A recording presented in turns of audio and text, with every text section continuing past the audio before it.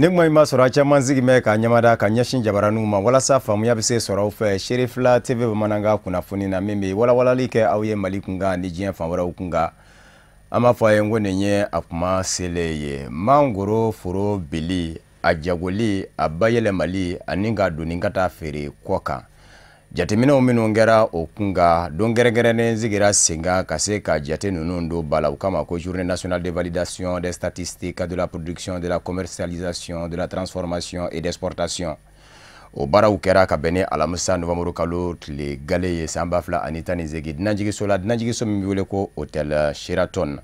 amawla dunia ka fo manguru baraba uchama ngengume ka nyonzoro akene ka mindi mbaya kumbe ministry bulu ministry mi nyashime jago komo sajo siribene Abdoulaye Sokodogo kumbe Cherifla TV jabarani tokola Mali manguru barakela wi nyona jere ba do sigi senkan alamisa dun hotel Sheraton konna wala sa ka kuma san barakele kan ani san kura min kan ke ka kuma o barawka mami yere manguru barakela ka nyamai ay fulini tanwe ka nyishi u deme bawma mɔgɔ minnu bɛ baara kɛ mangoro kɔnɔna na n'o ye k'a daminɛ minnu bɛ mangoro fiɲɛ si bɔ minnu bɛ mangoro sɛnɛ minnu bɛ mangoro kari minnu bɛ mangoro jago ani minnu bɛ mangoro bayɛlɛma donc olu de farala ɲɔgɔn kan ka kɛ interprofession ye pour que ka se ka mangoro don ba la ka don ba la cogo di a bɛ se ka sɛnɛ ka ɲɛ cogo min na a bɛ se ka jago ka ɲɛ cogo min na a bɛ se ka bayɛlɛma ka ɲɛ cogo min na donc alors san o san ni an tilara baara la ten an bɛ fara ɲɔgɔn kan ka hakiliw fara ɲɔgɔn kan k'a lajɛ est ce que an ye baara min kɛ a ɲɛna gɛlɛya min sɔrɔla an ka baara kɔnɔna na k'o fana lajɛ o gɛlɛya in bɛ se ka wuli cogo di ani baara yɛrɛ bɛ se ka taga ɲɛfɛ cogo di san nataw la donc o de y'an se nin baara ma bi donc san o san an bɛ nin baara de kɛ bon bi baara yɛrɛ tagabolo bɛ an ye baara min kɛ san kɔnɔna na an ye gɛlɛya min sɔrɔ ani an ye mangoro hakɛ min feere alors bi baara b'o kan n'an y'o kɛ sisan an bɛ sɔrɔ k'a lajɛ san wɛrɛ san nataw san 2019 la an bɛ se ka mun kɛ pour que gɛlɛya min kɛra ɲinan o bɛ se ka wuli cogo jumɛn nisɔndiya sɔrɔla pourquoi parce que san tɛmɛlenw na mangoro minɛta cayara kɔfɛ dimɔgɔni cayara donc o gɛlɛya kosɔn a y'an dɔ fara an ka cɛsiri kan o kɛra sababu ye fana dɔ farala baara kan dɔ fɔra dimɔgɔni minɛta la maa minnu nana kɛnɛ in ka y'u ka nisɔndiya jira ni ka tila ka foli ani tanuni ka ɲɛsin mangoro baarakɛlaw ka jɛkulu ɲɛma a ka cɛsiri okumu kɔnɔna na ni baara nafa bɛ se jamana ma ka bɔ fɔ ka tɛmɛ mangoro fɛnɛ a bɛ devisi min na don jamana kɔnɔ parce que mangoro bɛ taa jamana kɔfɛ a wari de bɛ to an fɛ yan la an b'o wele ko devisi wari doni bɛ taa kɔfɛ wari bɛ to an fɛ yan la ni an sera k'an jija mangoro ye place min ta la sɛnɛfɛn bɛɛ ka se k'o place ta la hakili la a b'an ka jamana a b'an bɔ nɔgɔ la tɔw bɛ sigi an na an tɛ siri mɔgɔ si la la o de pour que an ka se ka s'an yɛrɛ kɔrɔ la mangoro sababu de y'o dɔ ye ne bɛ min ɲini jamana ɲɛmɔgɔw fɛ techniciens bɛ yan DNA bɛ yan ministre de l'agriculture bɛ yan ministre du commerce bɛ yan u ka fara ɲɔgɔn kan pour que ka ni senkɔrɔ tintin pour que devisi ka se ka ca an ka jamana kɔnɔ cogo min na ministre min ka ca bɛnnen bɛ an ka yiridenw tɔpɔtɔliw ma ani an ka jago koɲɛw ma a y'a da don mangoro bɛ nafa min na se an ka jamana ma ni ka tila ka foli ani tanuni ka ɲɛsin Mali mangoro baarakɛla bɛɛ jɛ lajɛlen ma ni ka tila k'a ka département ka dɛmɛ ta ka ɲɛsin Mali mangoro baarakɛlaw ma sabula n'i y'a ta k'a jateminɛ mangoro bɛ nafa min na don an ka jamana kɔnɔ dɔɔnin tɛ an b'aw ladɔnniya k'a fɔ ɲɔgɔnnajɛrɛ in kun cɛra ni jaboli ye ni ka tila ka mun sanuya ka t'u ɲɛda an ka yiriden minnu kun bɛ kɛnɛ kan fanga ɲinindo Rassemblement pour le développement du Mali RPDM fanga ɲinindo ɲɛmaaba Sheikh Modibo Jara ye taama kɛ ka ɲɛsin sigida 5 na mɔ kɛrɛnkɛrɛnnen ɲɛna kindigiw ka fara ɲɔgɔn kan jɛkulu min bɛ sigida 5 na kɔnɔ ka taa i ɲɛda u ka taama bɛ don fɛn min kadara kɔnɔ waleɲuman dɔ don sigida 5 na denw n'a ɲɛmɔgɔw ye u ka wuli ka jɔ la RPDM fanga ɲini dɔ ye jamana kundigisigi kalata senfɛ o baaraw kɛra ka bɛn ni araba octobre kalo tile 31 ye diinɛ ɲɛma laadala ɲɛma sigida ɲɛmaw bɛɛ lajɛlen kun bɛ a kɛnɛ kan Amadu Jalo ni Ibrahima Kulubali ka fɔ la mana basi wɛrɛ la commune 5 kɔnɔ élection présidentielle banna député sigi nana don a senkɔrɔ o yɔrɔnin bɛɛ la waati kuruna an tun kan ka fɛn dɔw kɛ an ma se k'olu kɛ sisan o député sigi ninnu a b'i n'a fɔ o bɛna ɲɔngiri k'a dɔgɔda k'a bila kɔfɛla la o la n wulila ne ni n ka tɔndenw ani n ka ɲɛmɔgɔw ani n teriw ni n ka lamanaw ka wuli an y'a daminɛ Kati après an bɔlen Kati an taara Sangerebugu bi an bɛ commune 5 la an bɛna taa sigida kelen o kelen n'o bɛ yen ka taa foli kɛ nin bɛɛ ye k'a fɔ k'u votera anw ye anw y'a dɔn an ma wari di maa ma ka voter donc u ye voter min k'anw ye o hɔrɔnya voter de donc o hɔrɔnya dun sara min b'o la o fana ye hɔrɔnya taama ye donc an b'o hɔrɔnya taama de la ka s'u ma ka na foli bila u la k'u waleɲuman dɔn k'a fɔ u y'o voter min kɛ a diyara an ye a bɛnna an ma ayiwa an n'a mɛn ka n'u fo k'u waleɲuman dɔn o de y'an ka bi nakun ye. ɲɔgɔndɛmɛ kalo ni kɛrɛfɛdɛ kɛlɛli kalo kadira kɔnɔ ni o ye octobre kalo ye dɛmɛtɔ min bɛ wele ko fondation Mama Haidara a ye dɛmɛ kɛ baarakɛminɛnw na kalankɛminɛnw don ka ɲɛsin yɔrɔ min da yɛlɛmɛ Mali fɛ ka ɲɛsin mɔgɔw ma dali masakɛ mɛ ka nɔrɔ duga ka bɔ minnu ka yeli ma u kama ko Union Malienne des Aveugles du Mali UMAV falajɛkaw fɛ sigida 6nan na an ka ma minnu kun bɛ a kɛnɛ kan o ye Samayira Sanogo a n'a ka jatala Dramana Mali ko in kɛra ka bɛn ni araba octobre kalo tile 31 ye.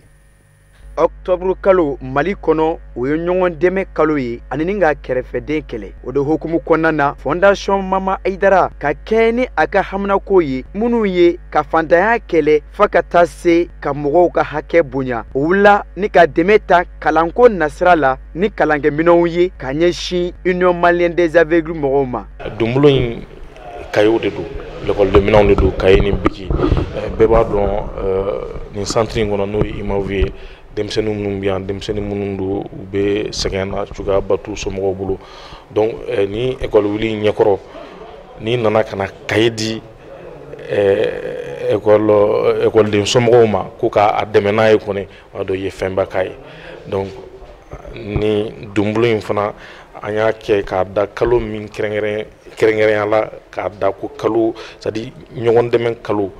ɲɔgɔn dɛmɛ kalo n'o ye mois de solidarité an y'a bila o cadre kɔnɔna la donc an kɔni an bɛ nin t'an siɲɛ fɔlɔ ye tuma o tuma n'an bɛ se k'a ta sunkalo la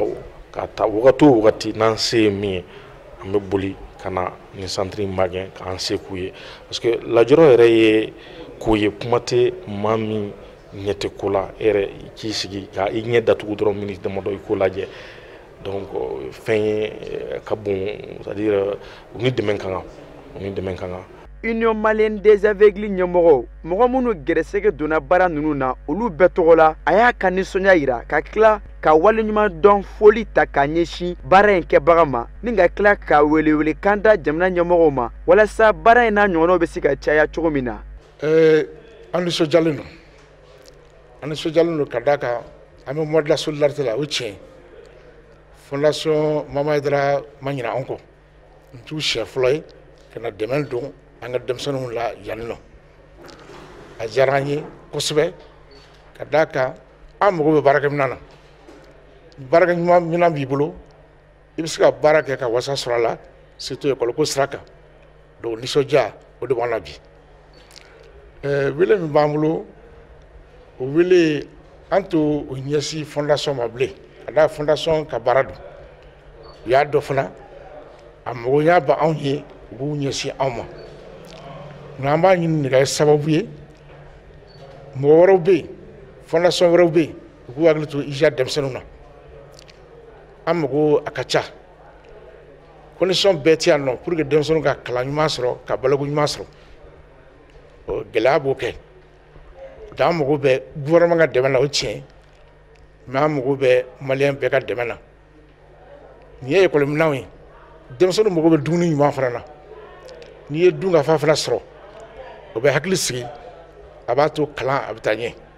an ma ladɔnniya k'a fɔ ko dɛmɛ min taara ka ɲɛsin mɔgɔ ninnu ma ko a bɛ taa bila kaye 600 ɲɔgɔn na ani bigi carton 2. kɛnɛya tigilamaw ka tɔ min bɛ yen ni o ye syndicat des médecins du Mali a coro ɲɔgɔn kɔnɔ bɛ wele ko simema o ni jɛkulu kɛmɛ k'u tɛgɛ di ɲɔgɔn ma jɛkulu min ka baara kun ye kɛnɛya musaka bɛ se nɔgɔya jamanadenw ma u kama ko caisse nationale d'assurance maladie obligatoire kanam u ka tɛgɛdi ɲɔgɔn kadara kɔnɔ u ye donda kaburiya kɛnɛ sigi sen kan ka ɲɛsin kɛnɛya tigilama ninnu mɔ ni o ye médecins ye u ka dondaw bɛ se ka kaburiya baara kɛcogow la amo kunda n'o ye assurance maladie obligatoire ye min dabɔ bɛ banabaatɔ ka se ka lafiya sɔrɔ wari bɔtɔ ka fura san o baaraw min ni o bɛ kɛ kɛnɛya tigilamaw de ye ordonnance sɛbɛnmaw ye a bɛ se ka nɔgɔya u bolo cogo min sariyaw minnu fɔ bɛ ni olu kan ka labato olu ka se ka faamu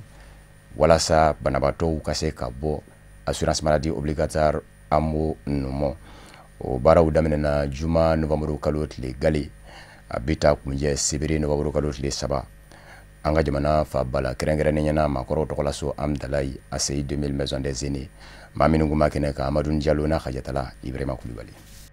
Nin dɔni kankuruyali kɛnɛ min sigira ka ɲɛsin kɛnɛya tigilamɔgɔw ma minnu bɛ kɛnɛya baara la Bamako faba kɔnɔ Kulikoro ka ɲɛsin kɛnɛya baara ɲɛdɔn siraw ma hakilina don min n'a bɔra kɛnɛya tigilamɔgɔw ka lafasali kɛ jɛkulu la n'o ye syndicat des médecins du Mali ye a laɲini ye ka kɛnɛya tigilamɔgɔw ladɔnniya assurance maladie obligatoire kun kan n'o ye kɛnɛya musakakow nɔgɔyali ye kɛnɛyaso la a bɛ mun kan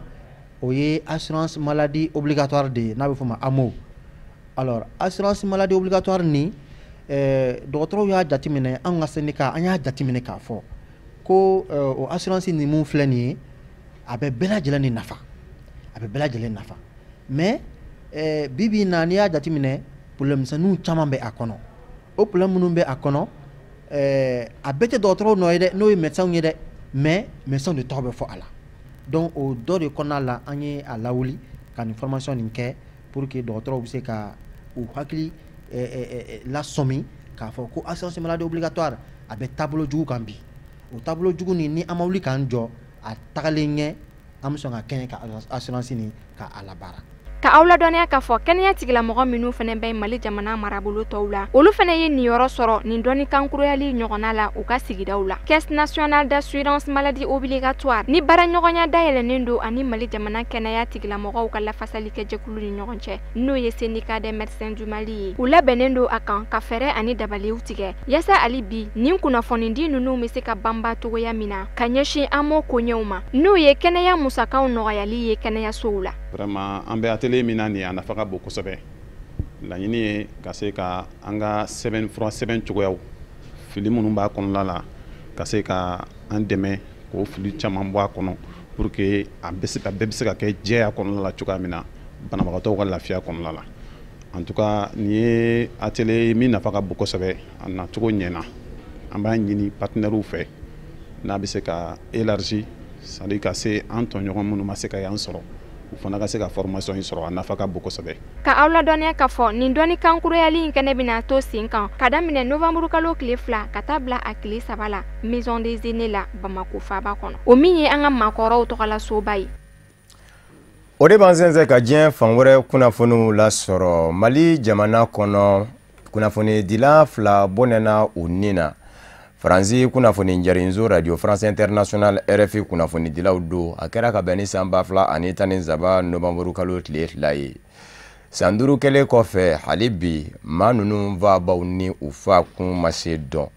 o de kosɔn n'a ma ɲa k'a fɔ sa dafan bɛ 5 la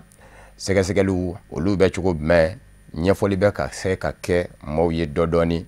sɛgɛsɛgɛli dayɛlɛla jamana 2 la ko kɛra yɔrɔ min na ni o ye Mali jamana kɔrɔyanfa Kidali ye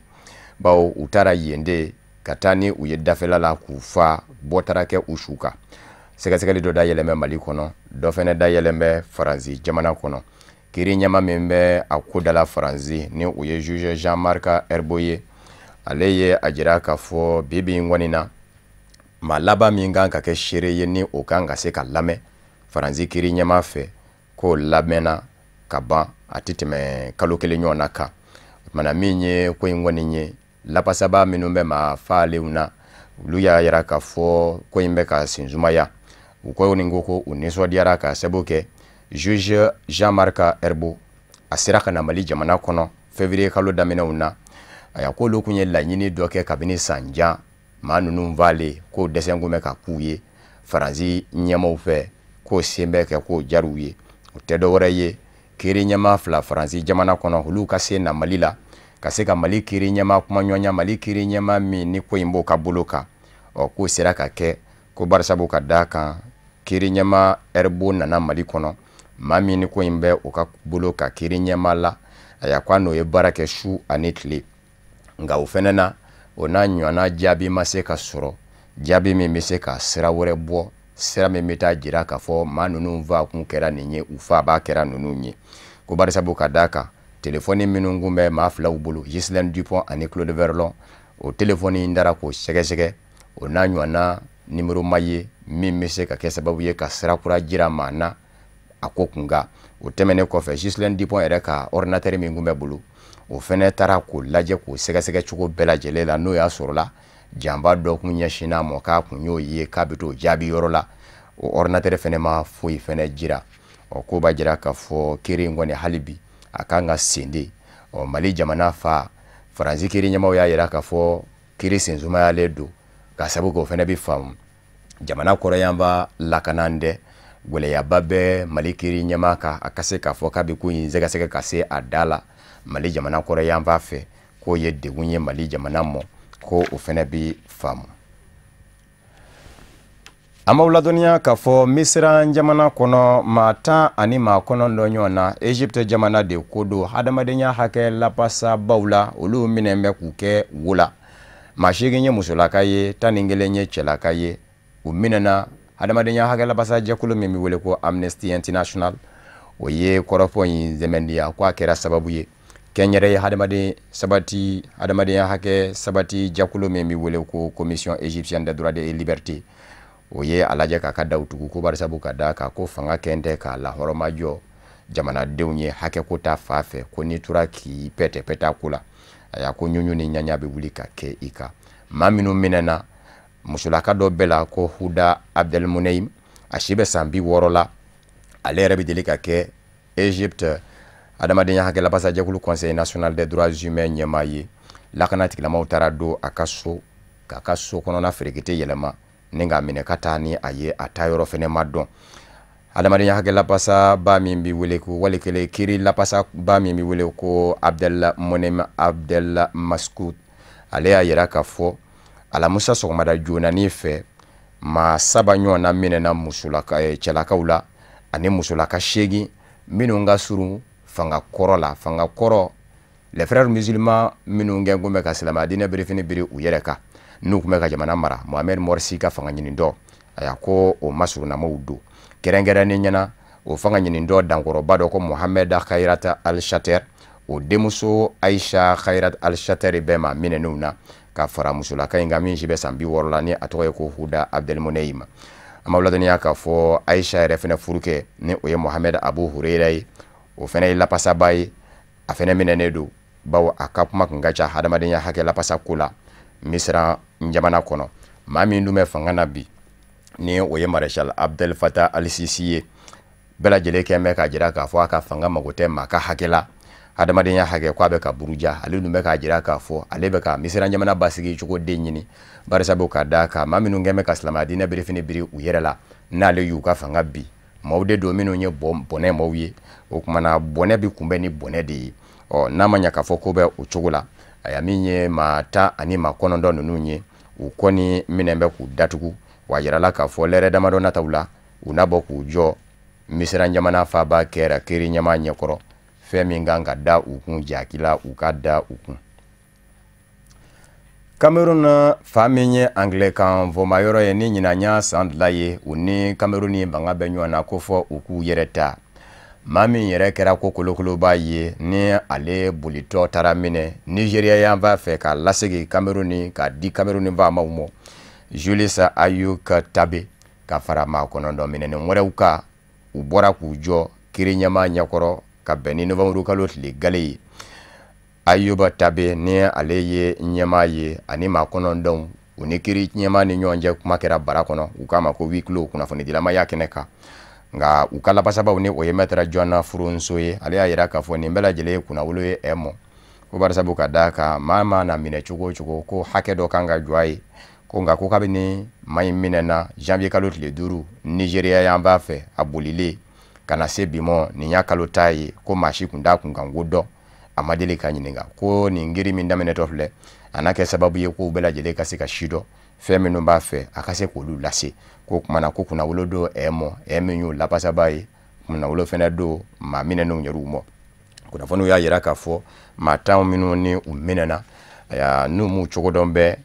jakiba de bɛ sɔn ka da u kun nka u bɔlen k'u jɔ novembre kalo tile gale kere ɲɛma labanna k'a jira k'a fɔ kere in bɛ bɔ a do a kɔrɔ novembre kalo tile 15 u bɛ ɲɔgɔn sɔrɔ ale ɲɛkɔrɔ ko kura lapasaba kɔni kɛmɛ k'a jira k'a fɔ a bɛ a ɲini kere fɛ fiɲɛbɔda ka di u ma ni u ko ma ko liberté provisoire walasa u bɛ se k'u labɛn ka ɲɛsin kere ma. Kongo Kinshasa jamana kɔnɔ dasumusumuni jɛkuluba 2 ye jaabi dɔ bɔ k'o bin min damaja fanga tigilamaw la jamana ɲɛma Joseph Kabila n'a ka cɛbɔ jirale Emmanuel Shadari Ramazani a ka minisiri kɔrɔ min n'a y'a yira k'a fɔ o bɛ k'a ka cɛbɔ ye barisabu ka da kan dasumusumuni jɛkulu 2 ninnu u ka sɛgɛsɛgɛliw jaabiw y'a yira k'a fɔ Kongo ka den mana sigi caman de kɛmɛ ka jira k'a fɔ a ka d'u ye cɛkɔrɔba de Etienne Tshisekedi Félix Tshisekedi de ka kɛ jamana ɲɛmaa ye ko caman fɛnɛ kɛmɛ ka jira k'a fɔ u ma da la k'a fɔ o n'a ɲɔgɔnna kalata jɛlen kalata jolen na sigi senga Kongo Kinshasa jamana kɔnɔ décembre kalo tile 23 nata jamana ɲɛmaa Joseph Kabila a ka fanga ɲinindɔnw ka fara ɲɔgɔn kan jɛkuluba min kan k'a ka cɛbɔ Emmanuel Ramazani Shadari dɛmɛ ni u k'a ma ko Front commun pour le Congo olu y'a yira k'a fɔ namara bɛ nin jaabi in na jɛkuluba 2 ninnu ka jaabi bɔlen Adolphe Lumanu ni ale ye kɔkɔrɔma donba ye ka ɲɛsin Emmanuel Shadari Ramazani ma fara ɲɔgɔn kan tɔ kɔnɔ a ko jaabi lamaralenw don mun na Olivier Kamitatu o ye Moïse Katumbi ka babu sentigi ye o bɛ sɛgɛsɛgɛli jɛkulu kelen kɔnɔ ni o ye Bercy ye n'a fɔra ko sen donna sɛgɛsɛgɛli la bɛɛ dun b'a dɔn k'a fɔ Moïse Katumbi tɛna se ye kalata la bilen décembre kalo tile 23 ko n'o ni ko ka dasumusumuni kɛ k'o b'a dakoya jamana ɲɛmaa Joseph Kabila ka maa la a ko maa o maa ni o da bɛ nin sɛgɛsɛgɛli in na k'a bɛɛ lajɛlen ye maaw de ye minnu bɛ jamana ɲɛmaa Joseph Kabila juguya la maaw de don minnu tɛ jamana ɲɛmaa Joseph Kabila n'a ka fanga fɛ a ko tɛmɛnen kɔfɛ Amerikikaw ka jɛkulu min fɛnɛ sen donna sɛgɛsɛgɛli in na o ɲɛmaa ni o ye Stern ye ko o fɛnɛ ye maa ye maa min bɛ deli ka gɛn ka bɔ Kongo Kinshasa jamana kɔnɔ Kongo Kinshasa faamaw fɛ ka sabu kɛ a ka baara taabolo ma Kongo Kinshasa faamaw ja diɲɛselekɛna ni tɔnba Nations Unies kama faamuya nin bakun do ko expert a nane Kongo Kinshasa jamana kɔnɔ n'u y'a ye k'a fɔ a ka taabolo tɛ ka bɛn fanga mɔ u y'a jakoya gɛn ka bɔ Kongo Kinshasa jamana kɔnɔ ko ni ko ka dasumusumuni kɛ ko jamanadenw k'u dɔngɔma ta jamanadenw dɔngɔma kɔni di t'a kɛ jamana ɲɛmaa Joseph Kabila kɔni ye maa min y'a jakoya gɛn ka bɔ jamana kɔnɔ kuma min na ni kɔrɔfɔ kɔni sera maɲimɔ ni o ye Stern ye Amerikikaw ka sɛgɛsɛgɛli kɛ jɛkulu in a ko kuma nangi dɔ fɔ de bɛ Mayinda ni o ye Adolphe Lumanu ye a ko ka daminɛ fɔlɔ maa min n'a bɛ k'o kɛ Moïse Katumbi ka maa ye sɛgɛsɛgɛli jɛkulu kɔnɔ Kongo Kinshasa jamana kɔnɔ Olivier Kamitatu ko tiɲɛ don a bɛ deli ka baara kɛ Bercy dasumusumuni jɛkulu kɔnɔ san 1990 waatiw la ko nka ko san 1999 maa min na Kongo Kinshasa siya woloma kɛlɛ bɛ binga nɔgɔya ni sigikafɔ ye min kɛra Lusaka u kama ko accord de Lusaka ko maa in bɔra Bercy la ka taa don Jean-Pierre Mbemba min ye san 18 kɛ diɲɛselekɛna ni setigikɛlaw ka kiiribulon la o ka fanga ɲini dɔ MLS kɔnɔ ko kabini o kɛra ka sen bɔra Bercy la ko a dama don sɛgɛsɛgɛli foyi la k'ale kɔni bɛ se ka fɛn min faamu dɔrɔn Kongo Kinshasa jamana ni jaabiw kɔni bɔra dasumusumuni kɛlɛ kɔfɛ sondage k'a dakoya fa min na o de bɛ wuli ka cogo ci ko n'an seginna san 15 i b'a ye k'a fɔ olu ye jaabi dɔ bɔ don dɔ la min sɛbɛn o y'a yira k'a fɔ jamana de fanba kama kanu ne ye jamana ɲɛmaa Joseph Kabila ye ko dawulatigi don ko darajatigi don o se fanga sinamatɔnw ye olu fɛnɛ bɔrɔn dɔn a nane dakoya jamana ɲɛmaa ka fa la jamana ɲɛmaa ka fa fɛnɛ nan de filɛ nin ye u bɔrɔn dɔn ko n'o tɛ k'olu bɛ ka baara kɛ hakili kunjɛ ma ko dɔ ani faamuya de kɔnɔ wa namara tɛ ka kɛ ka dɔ dɛmɛ k'o tɔgɔ tiɲɛ wali kelen ka fɔ de ko dɔ de bɛ ka dɛmɛ walasa o ka kɛ jamana ɲɛmaa ye. Ameriki gu ka Brezilikaw fɛ maa min kɛra jamana ɲɛmaa ye a bilama n'an bɛ maa dɔ ta k'o kɛ kiriko minisiri ye maa min ye tɔgɔtigiba ye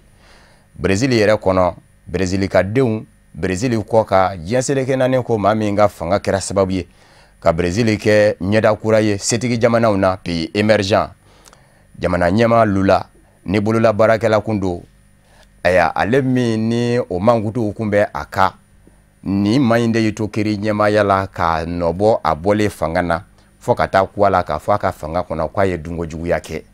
o de nana ɲuɲu ni ɲɛɲa wuli cɛkɔrɔba lula nɔfɛ a bɔle kɔfɛ fanga na a bara ta a yɛrɛ kun gɛngunbɛ k'a ka muso mandi dɔ de bila a nɔna o kɛra muso bɔ ye wa a y'o dɛmɛ o sigira Dilma Rousseff o fɛnɛ ka fanga binna fo ka na ni furanjɛrɛ fanga ye maa min y'o sababuya kiri ɲɛma la ni o ye Sergio Moro ye Brésil jamana ɲɛma kura min ni extrême droite ma do an y'o fɔ a ye k'a fɔ extrême droite tɛ dɔwɛrɛ ye nazarala jamana kɔnɔ minnu tɛ dunanko in na minnu yɛr'u bolo degun caman bɛ ka bɔ dinan de bisimilali fan bɛɛ minnu ko ko olu bɛ kɔrɔlen ka kɔnɔtiɲɛko in tɛ u ka ko ye aya o maa de don i n'a fɔ Donald Trump ɲɔgɔn na u bɛ ka sanga wuli bi diɲɛ seligina ni setigi jamanaw na nazarala i n'a fɔ Italie ani Espagne u kɛn bɛ ka fanga ta ye Brésil ta ye nin ye aya Jair Bolsonaro a ye nin maa min da k'a kɛ kiiriko minisiri ye a diyara maa caman ye nka dɔw fana y'a yira k'a fɔ dandɛmɛma fana don bibi in kɔni na cɛkɔrɔba ka fa mɔw ni o ye jamana ɲamakɔrɔ lula ye olu kɛn bɛ k'a jira k'a fɔ nin bɛɛ lajɛlen de bɛ se ka kɛ sababu ye k'a jira olu la k'a fɔ a tun bɛ ka kiiri min wuli ka ɲɛsin u ka ɲɛmaa ma jamana ɲamakɔrɔ lula mɔ ko bɛnkan kun don ani extrême droite mɔɔw ni ɲɔgɔn cɛ ka parti des travailleurs kɛlɛ Jair Bolsonaro k'a ni kiiri ɲɛmaa in Sergio Moro kun bɛ ɲɔgɔn fɛ k'o de y'a to k'a nana lɛni ye a kɛ a ka minisiri ye minisiri min ɲɛsin bɛ kiiri ko ma kunnafoniw kɔni y'a yira k'a fɔ a kɛ ko min ye nin ye minisiri ye a tɛna se ka jamana ɲamakɔrɔ datugulen lamɛn bilen bawo a y'a ka kiiri kunfɔlɔw tigɛ ka jira k'a fɔ san 12 ka so k'a b'o kɛ o de kɛra sababu yɛrɛ ka cɛkɔrɔba bali a ka se k'i kanbɔ ka jamana ɲamaya wɛrɛ ɲini tile 15 nataw kɔnɔ a kun kan ka cɛkɔrɔba dala k'a lamɛn ko kura o kuma sɔrɔ kiiri ɲɛmaya la nka a kɛ ko min ye nin ye minisiri ye sa ale kɔni na se ka lula dala k'a lamɛn bilen nka lula n'a kanubaw kɔni kɛn bɛ ka jira k'a fɔ aya olu ka cɛkɔrɔba janfara de maa in fɛ ni o ye Sergio Moro ye ko wa ko a ni jamana ɲamakura Jair Bolsonaro ka janbaw de kun don ka ɲɛsin u ka cɛkɔrɔba tɔgɔ cɛni ma bamanankan kunnafoni bɛ kunjɛ ni nin bataki ɲɛ min bɔra an ka jamana sɔrɔ bosobaw tɔgɔla soba chambre du commerce et de l'industrie du Mali CESIM ɲɛmaa yɔrɔ ko ka da jagokɛlaw bɛɛ lajɛlen tulo kan ani izini batigiw k'a fɔ togokaw fɛ yen olu ka suguba min bɛ sigi sen ka tako 15 na 15e édition de la foire internationale de Lomé Togo a y'a ko o bɛ boloda novembre kalo tile 23 ka kunjɛ décembre kalo tile 10 Togo faaba la Lomé ko kɛnɛ sahalen do sɔrɔ bosoli nasira kan o kumana an ka jamana sɔrɔ bosoba minnu y'a kanu ka ye a kɛnɛ kan Togo u bɛ se ka wuli bi bɛɛ ni ka t'u cogoya sɛbɛ sɔrɔ bosobaw ka soba la chambre du commerce et de l'industrie du Mali CESIM